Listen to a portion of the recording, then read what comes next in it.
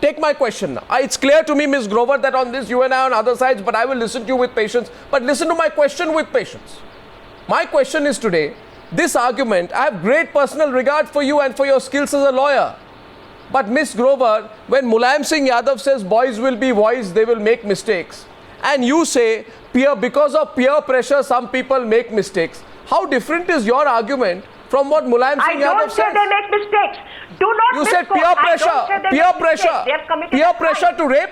No. Peer pressure to rape? I said neuroscientists say that. Ma'am, peer pressure to rape? I'm sorry. This is complete manipulation. Peer pressure to rape? You said let's speak on facts. Peer pressure to rape? In what context did you use the word peer pressure? You are interested. Why did you use the word peer pressure? I am saying this is a neuroscientist brain analysis. Have you any interest in brain analysis which tells you there is peer pressure to rape? And hence we should be forgiving about it? It is peer pressure to understand. Please understand, Arnab, you have a much more evolved mind than to say that I am saying peer pressure makes you make mistakes. I take great personal offense. As somebody who is fighting for women's rights, then why did you speak of peer pressure? As you manipulating what I have said. No, why did you speak of peer pressure? Please do not do this on your show. Why did you speak of peer pressure? Because neuroscience explains the development of the brain. Okay, so I'll give you an example. So Ms. Grover, here's an example. Now listen to the answer. Please listen to the answer now. If you were to convict such a person, put him into the adult prison system, the person is going to come out a worse and hardened, many times repeat offender. Here is a brain that is developing. If put into a rehabilitative system with appropriate monitoring and guidance, which we do not do, only then can the brain develop in a different way. Okay. That is the argument, not how you are trying to make a reductionist argument. Let Mr. Swamy respond to this. I'll tell you that in May 23rd, 2014, if you go to the news archives, a girl who's not yet 9-year-old is raped, gang raped by 3 minor boys in Jabalpur. Right? The 3 boys who are her neighbors enter the house and gang rape her, taking turns in front of her 6-year-old sister, according to an FIR filed by the mother at the police station. Now, you can't say the brain has not evolved yet. There is some kind of peer pressure. New psychologists and neuroanalysts say that. We have to figure out what kind of systems will be put in place. System is punishment. That's all. Subramaniam. Why stop at 16? No, Why stop at 16? Let's go to 8. Come on. Why stop at 16? Sorry. Let's go to 8. Subramaniam. Okay, here the other side. Subramaniam Swamy. Well, see, first of all, this concept of data as an argument is, in my opinion, a supplementary argument. The more fundamental argument is the nature of the crime committed and whether you should hold the person below the age of 18 responsible for that. And this is what Sundaram very correctly pointed out. If you have the intention and it is established that you have an intention to commit that crime, he must be punished for it. It's not a question of whether it is reducing the future crimes or not. We are not concerned with that. The person robbed somebody else of his rights and therefore must be punished. Now, take for the case of Kasab. He actually pleaded for relief under the Juvenile Act in the Bombay court. And unfortunately, didn't have the certificates, so the judge rejected it. And in the case of another terrorist, the Chief Justice of the Supreme Court, he had in fact set aside this argument. Even though the person was a juvenile, he still said that this should not, relief should not be given to him, and convicted him. And the question therefore today is entangled with the ideological aspect. Now there is a view taken on so many things which has now got entangled with ideology. Take for example the question of homosexuality. The same way in this also, there is a left-wing view of this, of promiscuousness, allow everybody what's the left-wing, freedom, right-wing in be liberal, whereas we say no, There has to be a punishment system, and that punishment system has to be employed where the crime is heinous. We are not asking for a lowering of the age. We are only saying that where such a crime is committed, there should be a waiver. Firstly, Mr. Dr. Swami, there is no link between this and homosexuality. There is nothing left-wing, right-wing about it, and Brinda Grover feels now that you are straying from facts. That you are straying from facts. I am not reporting any facts. I am telling you this is an ideological dispensation. Most of the child rights groups are getting money from abroad. They are NGOs whose business it is to continue this. Now, Mr. Swami, Nina Naik and Brinda Grover, Nina Naik. We have seen that in the anti-nuclear agitation also. Now you are completely going the other way. Yes, you are diluting your own case, Mr. Dr. Swami. I am not question of diluting. I am giving you a perspective. About reformation. Arnab, let's talk about reformation. Let's not talk about punishment. Let's see what are we giving these children now. Let's assess it. Let's have data. Okay, a child has committed a very heinous crime, absolutely condemnable. We will not accept it. But what are we offering this child 3 years, 5 years down the line? Absolutely nothing. Punish him. Are we working with the family? Are we working with the child? And what are we giving? What are we giving the victims? What are we giving? What are we giving the unsuspecting victims? What are we giving the 10-year-old victims? The minor victims whose lives are traumatized. What are we giving them? We have to get the best of rehabilitation services. We have to get the best of rehabilitation services. So, and severity of crime is no consequence. No consequence. Definitely it is a consequence. Definitely it is a consequence. Arnab, can I... In this Aryaman Sundaram. Mr. Sundaram. Yeah, you know, I want to point something out, Arnab.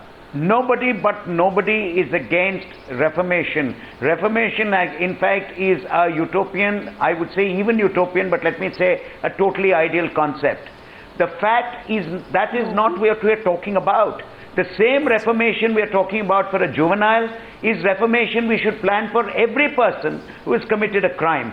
You talked about, look at the background, look at where they've come from, yes, see the conditions of these children. I agree with you. Equally, look at the condition of most of the people who have committed crimes even as adults. They are not people who have all the luxuries of life or have everything else. Very often they're driven to it because of the same peer pressure, same background they come from. But that is not the question. The question is very simply this. If a person commits a dastardly act, like someone said, it's not stealing a pastry from a bakery. If he has committed a dastardly act, an act which is reprehensible, knowing what he is doing, aware of the consequences, aware that what he is doing is not correct. I want a simple answer from you. Aryaman Sundaram, I want a quick answer with limited time. Aryaman Sundaram. Aryaman Sundaram, what are Nina Naik, Brinda Grover and all are arguing? I want you to respond to it, so I'll get a response from the other side. They are saying that the purpose of the Juvenile Act is reformative action. If you send a 15 or 16-year-old to prison and handle out the severest penalty, you are ruling out the possibility of reformation altogether. Yes, so if he committed the crime of a bicycle, stealing a bicycle or a pastry from a bakery, but not rape. That is depriving somebody else of the total dignity, in fact, even of life. Absolutely. Quick last response, Brinda Grover. Arnab, can I add to that? Can I add one thing to that? The purpose of punishment itself is being defeated by such arguments. The punishment is only definitely for reformation, and it is not for retribution. You cannot reform the rapists in the Nirvaya case. You cannot reform them. You cannot reform them. For satisfaction of the victim's family. Arnab, I have one question. Aryaman Sundaram. Kasab was a juvenile. Aryaman Sundaram. Would all of them say he should have been let off? I have this one question to everybody. Correct. If Kasab was a juvenile, if he was 17 years and 11 months, do you all feel he should have been let off? Answer that, Brinda Grover. The question is about Ajmal Kasab. They should be let I heard him. I heard him very loud and clear. People are very loud on your show. I hear them clearly. Can I just say two things here? First of all, except for the men on this panel, and I say this in all humility, I don't need to go to a news archive to see what is happening with the women. That is my daily work. The girls, minor girls who are getting raped, how to engage with their families, how to rebuild their lives. and the lives of those little girls, that is what all of us work with. Those minor boys are not just the age of 16. The tragedy, the horror of our society is they are way below 16 also. We are dealing with a very, very grim and grave situation. I am not going to answer ticking bomb kind of questions. I am interested. The women of this country are interested not just in creating sensation and hanging 4 men, 5 men, 6 men. I am interested in creating a situation where my freedom, Madam, my you are not safety speaking is for enhanced. all the women of This India. law, I'm sorry. May I please speak? I do not interrupt anybody. I request you not to interrupt me.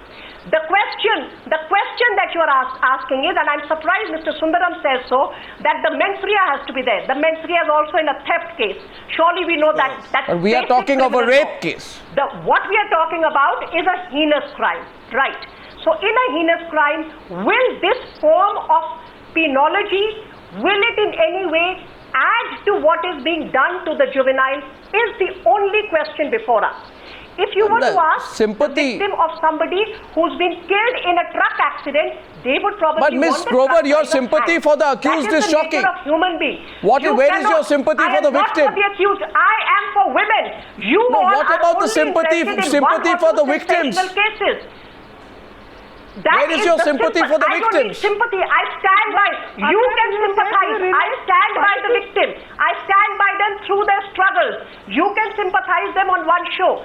The sympathy for them is not required. They want freedom and equality. And you think they will get freedom and equality if all the potential rapists are out on the streets? You are going to create more and more hardened criminals. Because that is the only thing. No, you think that we have a problem. No, my question is, the problem is in the juvenile justice system. Our 16-year-old. I want you to do one program telling the government why is it not implementing the Juvenile Justice Act properly. Can we have one show? Subramaniam Swamy, last question. Subramaniam Swamy. Do this work. She has not answered Sundaram's question. If Kasab was 17 years, 11 months, 29 days, would she have said he is entitled to juvenile justice? Hypothetical ticking bomb. Hypothetical. It nearly happened. Questions. I am a law student. I know what the trick here is. Ma'am, since you're a law student, you know that the Supreme Court in its judgment in March this year also said it is for the legislature to decide whether or not the age limits needs to be reduced. And that is precisely what the legislature is doing now. The legislature will decide on evidence. And that is what the legislature is doing now. I think we have a big debate coming on this. We'll have to extend this. We will. Debate. That's why we are having a debate. We're willing to have a longer debate on this. And I think we should.